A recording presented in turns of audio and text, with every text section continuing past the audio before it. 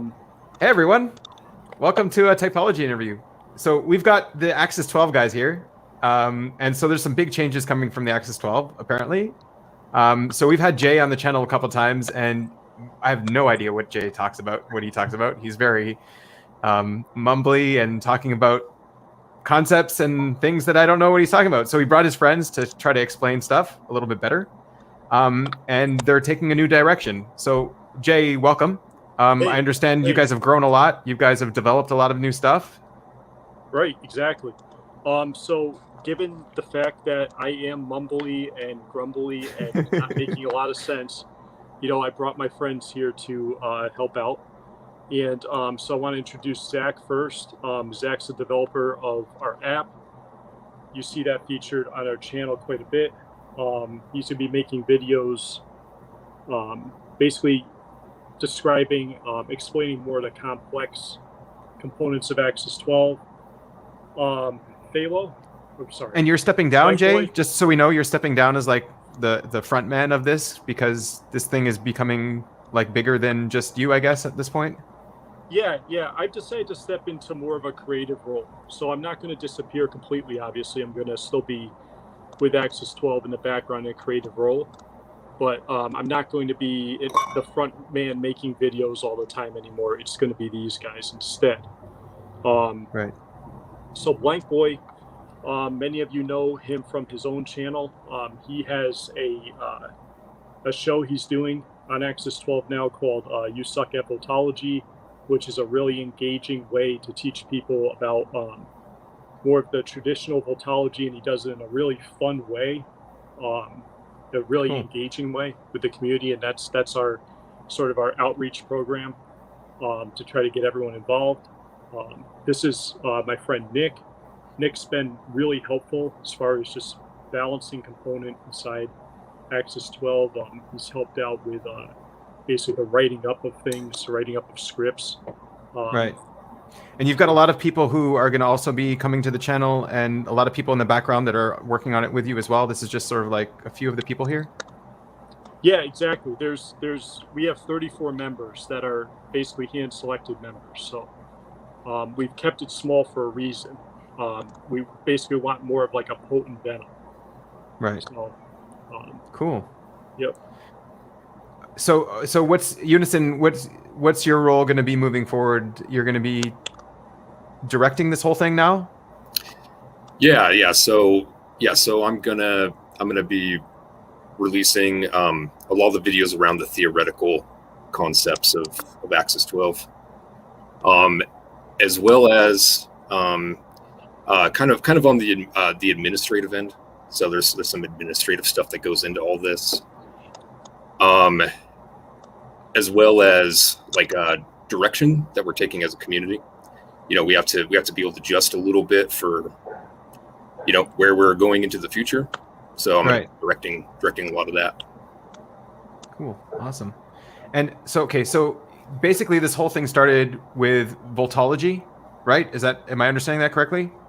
So you guys all knew Vultology beforehand, and then how did this develop into a 34-member team? Yeah.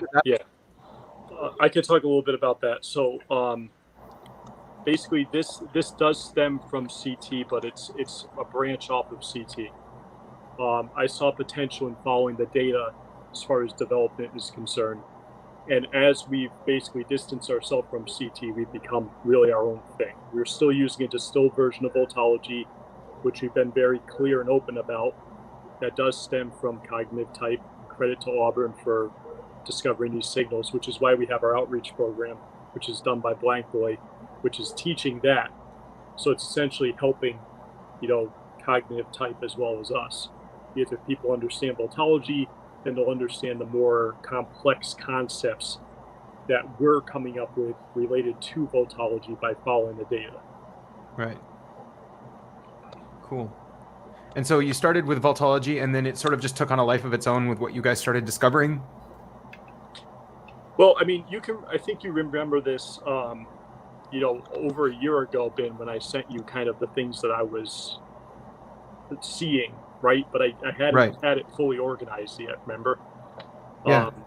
And I was trying to develop an assessment at that point, and then you saw how I ended up building it up into an assessment, whatever. And then, Unison came on in December, and that gave us a real boost, especially in December, because I was actually thinking pretty much about maybe like, whoa, where am I going with this? Like, what are we going to do? And Unison came on, and I give him credit for saving us. And then, when Blank Boy and Nick, they came on around the same time, and they gave a really positive boost as far as, outreach and stuff like that. These other three people are really important components to, Axis 12 and its development. Right. So Blank Boy is, I guess, your expert in Vultology, more or less, or he's your teacher? Yeah. Yeah, I guess resident Vultology expert. So I found Cognitive Type's website like just about 10 years ago when they first launched, and it was such a big deal to me because at the time I was like arguing. Everyone in typology probably has these moments where they're like arguing with their friend about like someone's type or their own type or their friend's type or whatever, and it was like, geez, all we're gonna do is have these endless arguments without any resolution. And then when I found Auburn's site, I was like, oh, finally there's something that I can use that is not subject to interpretation. Obviously it is subject to interpretation, and it took me a really long time to get reasonably good, just because it is hard and there are all these very tiny little things that people are doing all the time, and when you're engaged in the conversation listening to what they're saying, you're not really paying attention to all that stuff, and if you do, then you get sidetracked and you forget what they were saying. And so it was just because I was doing it mostly in real life with just like people, as opposed to like slowing down YouTube videos, which is I think primarily what Auburn was doing. So for me, it was a very slow learning process. Right. I do think that I'm reasonably good at this point in time. So do people need to know Vultology as a background before they can come into Axis 12? They don't need to, but it would be better if they did, but they don't need to. Yeah, for example, Nick, you weren't familiar with Vultology before, right? No, not at all. I actually was just studying Myers-Briggs classic 16 type system. And then I found out about OPS. And then I stumbled upon Jay's channel one day and I was like, I've never heard of Vultology before. This seems really interesting. So from my perspective, on one hand, it would, like Jay said, it probably is better to have a little bit of knowledge, but at the same time, I think maybe not having that knowledge might be in a lore. Like it might be something that compels people to get interested in Axis 12 or maybe CT or any of the systems that are using that signal tracking. So you guys are planning to take people. So you have this whole big, huge set of knowledge from Axis 12 that I have no idea what it all is. Nobody has any idea what it all is. And you want to introduce us to this big thing. So you have like a plan to roll out to start teaching this stuff, to start getting people into it in a casual way, I guess? Yeah, I can speak a bit to that. We have a lot of plans for a lot of video content that we want to publish, and a lot of what we have published up to this point is very, very complex, very hard to digest, and that's what we needed it to be at the time while developing these series. Right. But we're getting to a place now where it's like, okay, so now we need to distill this stuff in a way that can be articulated in a way that people can, that's easier to understand without having to spend hours and hours and hours and hours catching up. So we have a lot of videos that we're planning into the future, as well as some other stuff. We're going to start a wiki and some other resources so that people can find the research into Axis 12 more accessible than it is today. Really good. Yeah. So I got the link to the old channel, so people should not subscribe to that one. They should subscribe to the new one. That's where all of your new content is going to start being released. No, subscribe to both of those channels. You heard Jay. Grab them both. Yeah, well, the other channel that we created, we now have 2 channels that we don't necessarily have the same need that we would have before, but yeah, we're thinking about taking that other channel and using it as a satellite channel to publish like other types of content that's related to Axis 12, but not necessarily directly tied to the core system, because there's a lot of other stuff that we can talk about, so that can give kind of like an alternate view for people that want, to see another side of Axis 12, because there's a couple different types of content that people might be. Yeah, and even like doubling down on what Zach said, I think that satellite channels can be more of like a depth psychology type thing. You know what I mean? Where it's like it's going to be really deep, intensive content. So if you're into that sort of thing, I would subscribe to that channel as well too, because that's going to take you on more of a head trip. So Really awesome. Yeah. Cool, guys. Someone has a question here. I don't even know if you're able to answer this without explaining what Axis 12 is. Can we attempt to do this? What is my type? In Axis 12, your type would be a polarized TI lead beta. So that's what we got for you on your assessment. Right. You remember, you could check out a video. Who's this, Richard? Yeah, you could. There's a video on my channel where I did a full assessment of Benjamin. So, and then we had a discussion afterwards. It was back in February, so yeah, to be able to find it. And so then, like, how do we describe the rest of your types then in Axis 12?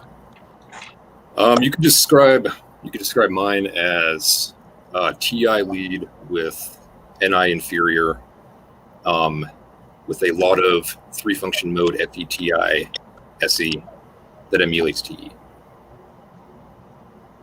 And yeah, you could describe mine as an NE lead with plenty of TI and FE, and right. not much in the way of SI. Yeah.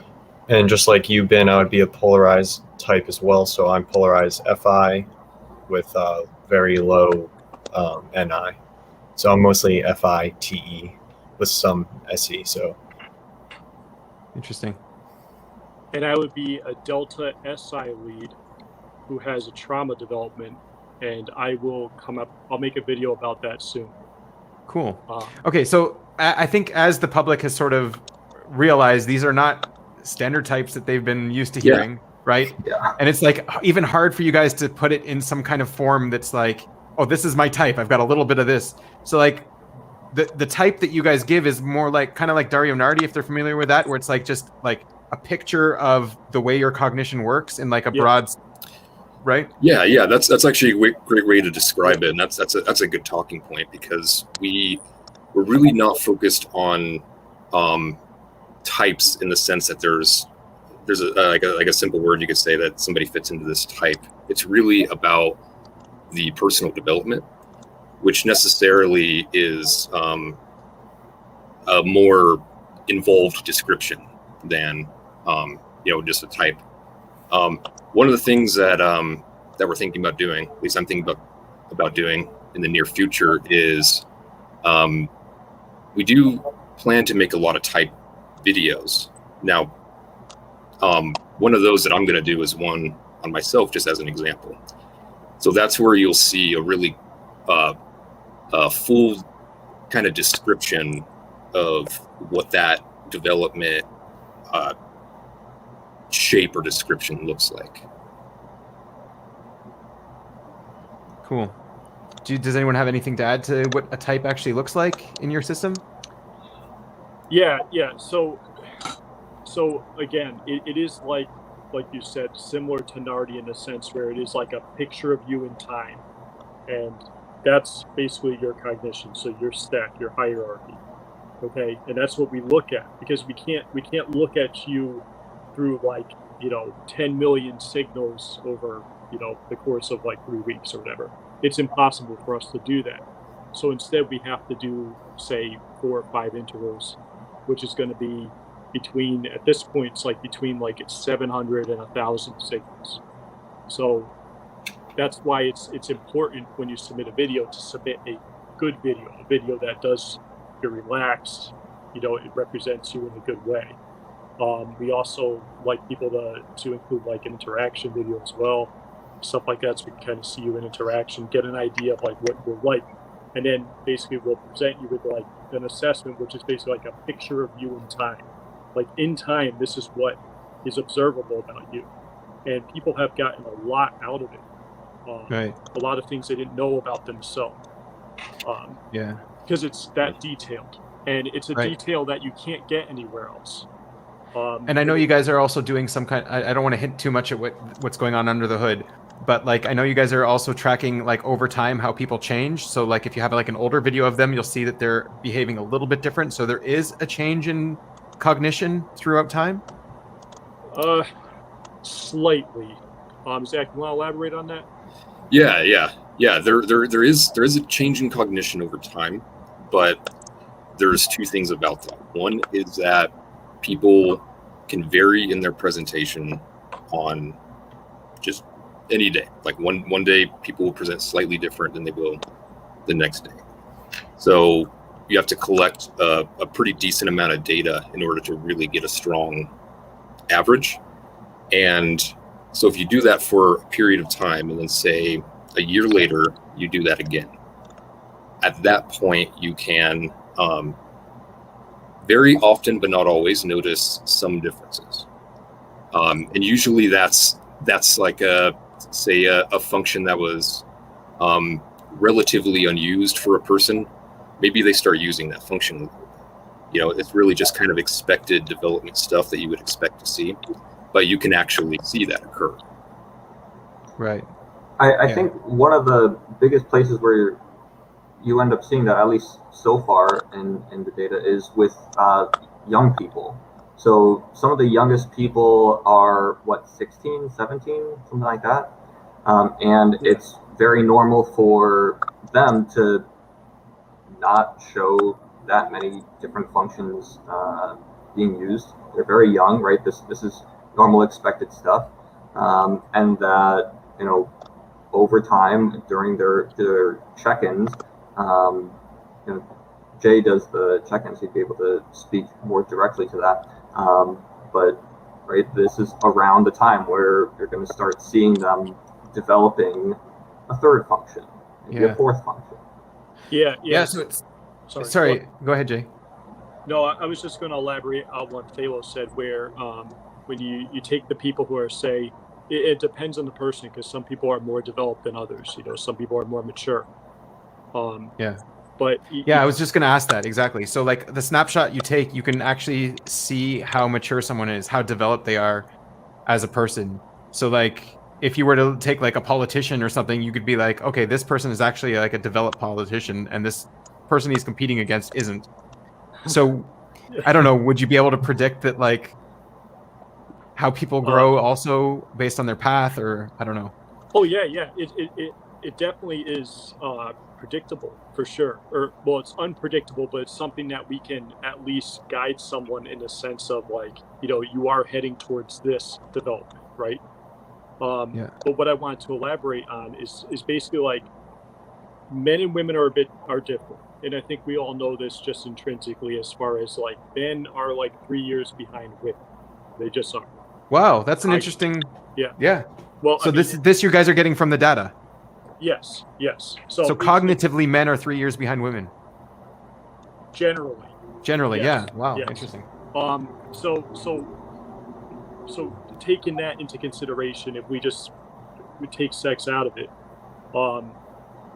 if you look at like age, say 16 to like 25, well, there's a lot of variance in like things shifting, and I'm talking about things shifting below like the first 4 pathways. There's shiftability there, maybe even at that age, below the top 3. Okay, so if you see things shifting over, and that's because it's very fluid. But as someone gets older, so if we see someone like 35 and older, it's like there's more crystallization of those pathways. They're not as movable. You know, I mean, Okay, under certain circumstances, sure. I'm going to call Nick here. So I was told at the beginning of this, if we don't understand what Jay is talking about, we ask Nick. So Nick, Okay. what is Jay talking about here? Okay, so Axis 12 uses things called pathways, which is a transition from one function to the next. So what Jay is pretty much saying is that when people are younger, their main pathways that they're using are the transitions, the cognitive transitions that they're making are more fluid. So they're going to be able to make more adjustments. Their pathways are going to not be in such a strict order of this you do the most, this you do the second most. Things move around more, but just like, you know, as you get older, whether it's cognitively or behaviorally, you kind of get stuck in a certain way, and that's what he means by crystallization. That the hierarchy of the pathways is a little more stable. It's not going to be moving around as much. So you settle into yourself more when you're older, like as it just boiling down it. Yeah, that's not to say that. That's not to say that people when they're older can't change. It's just going to be harder. You know, it goes back to the idea of neuroplasticity. You know, that starts going away as you get older and older. So that's kind of something that we're seeing in the data too with the cognitive pathways, that it seems that as people get older, they seem to really start sticking to just a few, and it becomes kind of the core of what they're utilizing. Whereas when you're younger, there's, you might be using something at one time, but you take another video a year later, and maybe the order of those pathways is completely different now, where that's less likely as you get older to happen. Yeah. All right, so you can look at it this way as well too. I'll try to explain it in more of a common sense way, because before I was a little bit unclear, but no, you're clear. It's just like the terminology you're using. I want to make sure the jargony. You're very jargony, but you're clear. Yeah. I'm Keep sorry going. about that. So anyways, so if you look at it this way, right? So you have young children then, right? Yeah. So when they argue with you, they circle and repeat the same argument over and over, hoping for a different outcome, right? And the reason why is because they have basically just one or two pathways that they can utilize and nothing else. Everything is just collapsible. Now, but they also have the ability to be, what's the word I'm looking for? Not necessarily manipulated, but easily convinced of certain things. Whereas when you get older, say, let's just talk about people in their 30s, whatever like that, they get into a relationship, perfect example, they're not willing to compromise on certain things. Why is that? Maybe they want to compromise, but they can't, because they're solidified, they're crystallized, you know what I mean? Like they just can't budge on certain things without losing themselves. So that's kind of the difference we're seeing in development. It's actually pretty common sense. Yeah. Are you guys seeing that, like, the first function, I guess your lead function, is more crystallized than the others in some way? Or like, do all functions crystallize at some point? Well, we're looking at pathways. Zach, you want to elaborate on this one? Yeah. So I think this really does have more to do with pathways than it does have to do with individual functions. Right. So it's say you have a pathway. This is what we refer to as a mode. This is similar but different because we have different ones, but similar in concept to what OP is referring to by animals. But say you have one that's established between two different functions. Like let's use a polarized mode just to kind of, so we can focus on the differences here. So you have a mode between TI and FE. Earlier in development, when that mode is first starting to develop it's a lot more movable. It tends to be a lot more fluid, and the person might not rely on it as much, or they might like sometimes they might use it and it doesn't may not work well for a given situation. But if that mode is a mode that they find favorable, or helps them, or they like using it, or whatever the reason is, then that mode can solidify over time and become more stationary, if you will. And as it becomes more and more stationary, then they're going to rely on that mode more and more often for similar types of things. Right. Okay, so that leads to the question then. So the more crystallized a mode is, the more developed it is? Is it fair to say something like that? Well, it's this understanding of modes at pathways crystallize, but you need to look at modes differently. See, this is the thing where it can get very jargony and whatever. This is why it's really like a step-by-step process of learning, because mode is it's basically higher order consciousness. You know what I mean? And then as you step up, to 3 functions, it's an even higher order consciousness, that we see in more advanced development. So, I mean, this is the thing where it's like, it's really difficult to tackle this all in just one. There should be like one live stream dedicated to each component of Axis 12. So I'm sorry, but really, it really. Yeah. So this is just the tip of the iceberg. Yeah, I get it. Tip of the iceberg. This is the tip. Imagine Axis 12 is like the biggest fucking library you've ever seen. Okay, and today is just a small little book. Okay, so yeah. For the moment, I would. Oh, sorry, Ben. I was just going to say I would be happy with a little table of contents here. So. Yeah. So I think, or Unison, what were you going to say? Oh, I was going to say, yeah. If I could throw something in, just to offer a little bit of clarity here, like this crystallization concept. It's easier to think of it as a personality is more likely to become more crystallized, like a person's whole personality structure. And this happens differently for everyone. Some people's personalities crystallize more with time than others. Some people actually remain relatively fluid into old age. It really just depends. That part really depends on the person. But if a person's personality structure becomes more crystallized, then the pathways that they rely on for various things, they're going to continue relying on those things. Whereas someone with a more fluid personality structure, they might kind of switch things out and improvise a little bit more. Okay. You on the same page there, Black Boy? Yeah. You wanted to say something. I just wanted to. Yeah. So what I was going to point out is one of the I don't know what you want to call it, the limiting factors of an assessment. Really, what you end up looking at is just all of these, we're calling them pathways, relative to each other, right? So let's say that an entire assessment is 1,000 signals, right? What you end up measuring is, well, how much does this one pathway show up relative to every other pathway in those 1,000 signals, right? So it's not like there's some sort of like absolute, like, oh, this is exactly that strong. This is how strong that is relative to everything else we're seeing in that same 1,000 signals. Yeah, really good.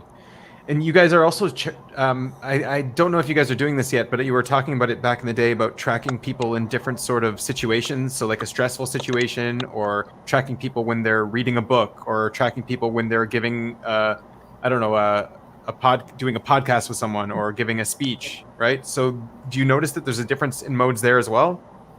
Based on what you want to do? There's a slight difference.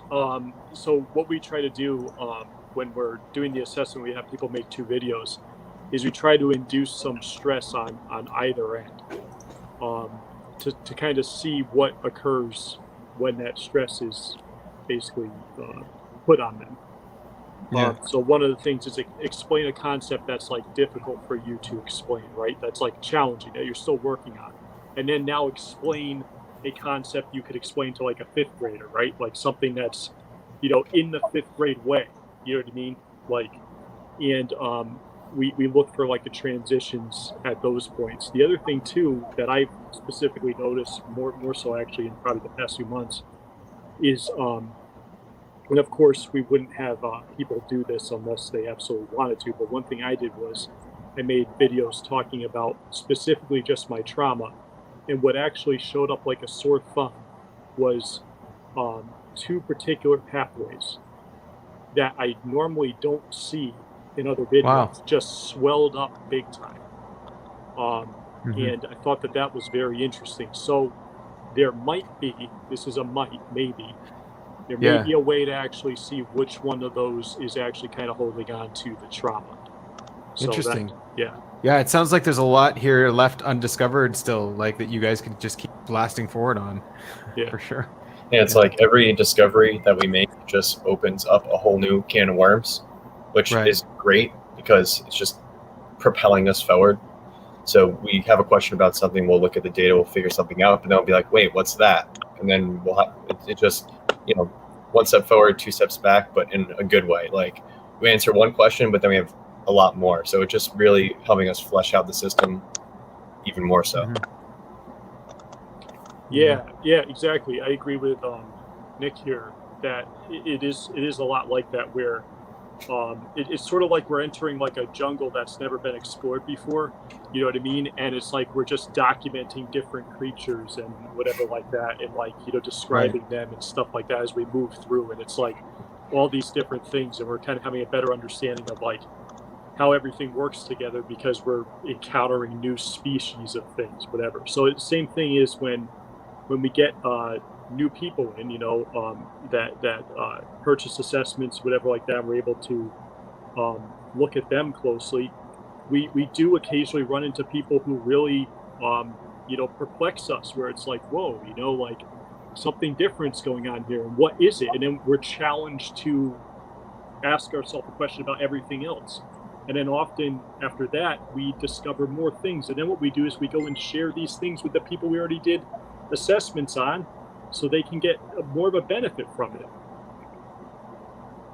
Yeah, no, that's exactly what I was going to say too, that like it seems like it's really good that you're doing like the tested, like every time you discover something new, you're testing on people you've already typed so that you can compare it.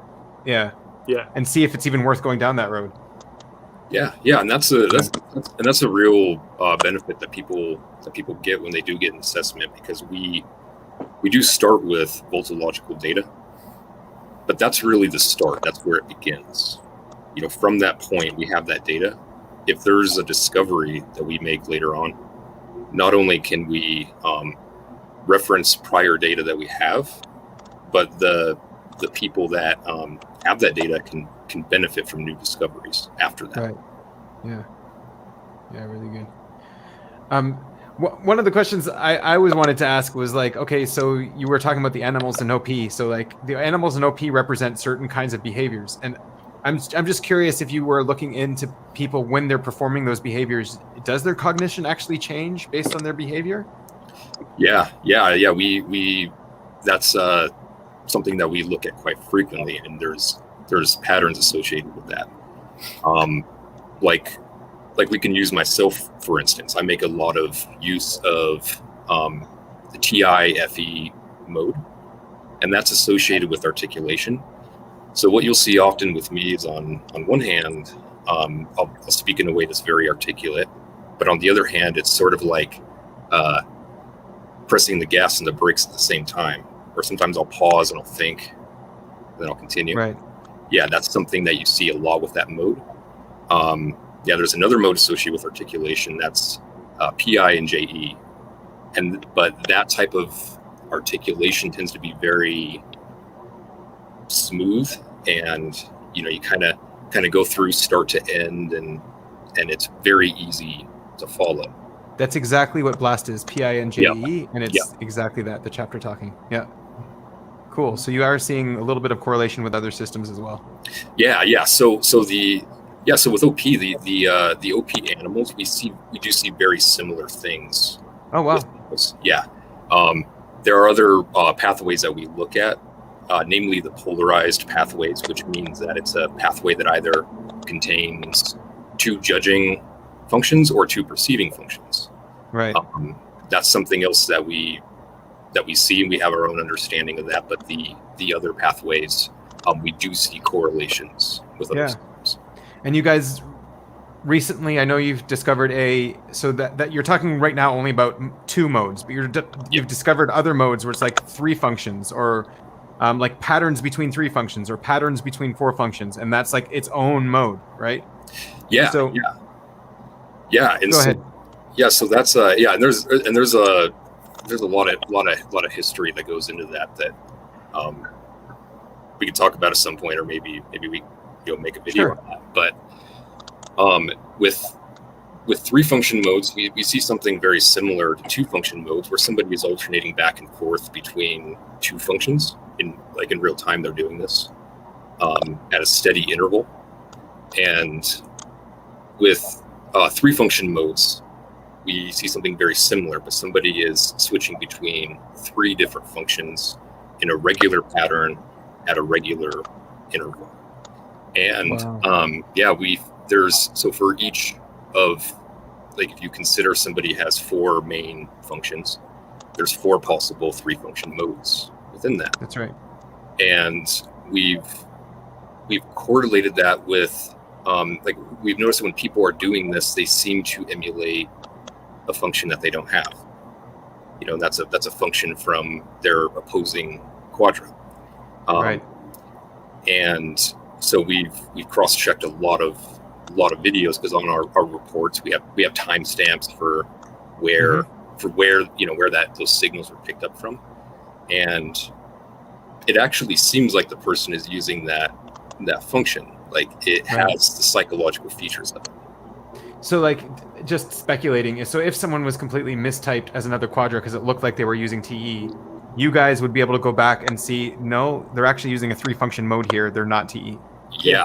Yes. That's another piece. Somebody who uses a lot of three function modes will frequently be mistyped in many systems, because that's what it'll give you. It'll give you a it'll give you a vibe of another quadra.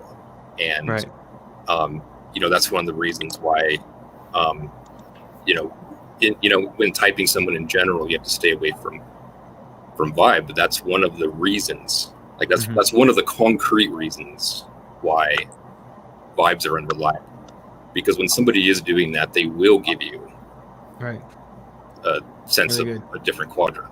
So I don't want to give away your surprise yet, but you guys, you said that there's four kinds of three function modes, right, for each quadra? Yeah. Have you discovered which function is simulated by which three functions? Like, Yep.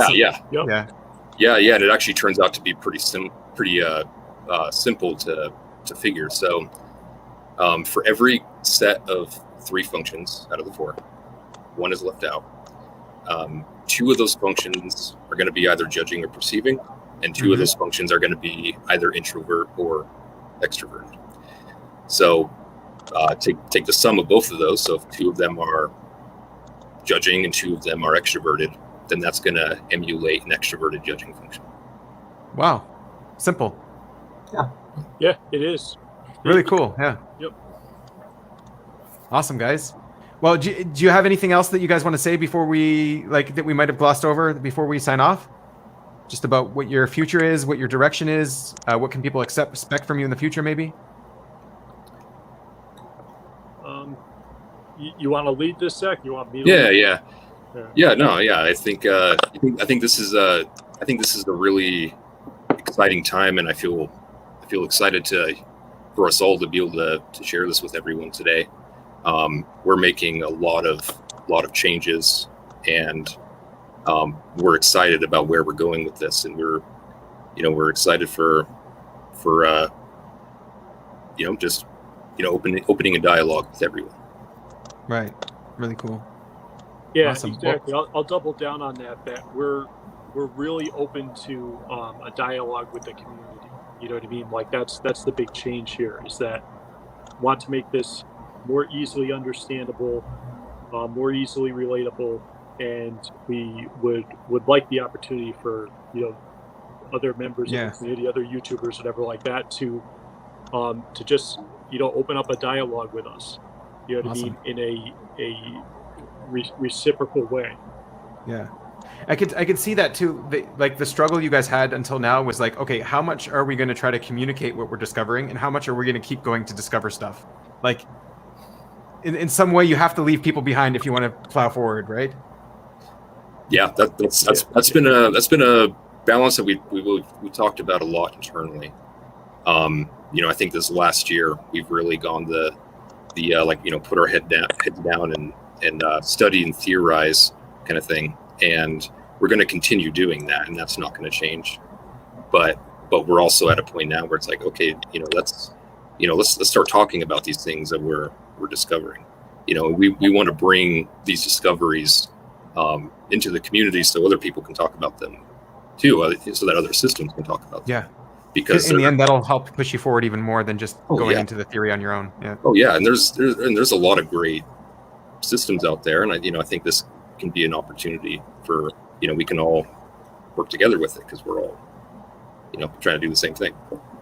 Really awesome, guys. So where can we see more of this system? Just on the YouTube channels for now. You have more. Anything else that people should pay attention to? Yeah, that's on the YouTube channel for now. We're planning on expanding, into like having a wiki and having other resources. But when those are ready, we will announce those on the YouTube channel. Right. And there's a Discord, but that's not public.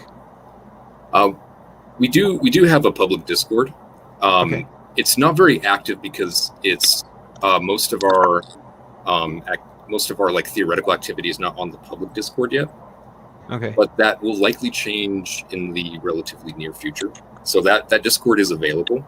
But okay, so check your YouTube channel for that news and stuff as well. Yeah. Yeah. Awesome, guys. Well, thank you so much for all coming out and presenting your system. I'm excited to see where you guys go with this. Yeah. And it gives a lot of confidence too to see you guys are all together. You guys are all agreeing on what you're talking about. Like, yeah, really good. Thanks, Benjamin. Yeah, thank you. Yep. All right, stick around. Have a good one, YouTube. Bye.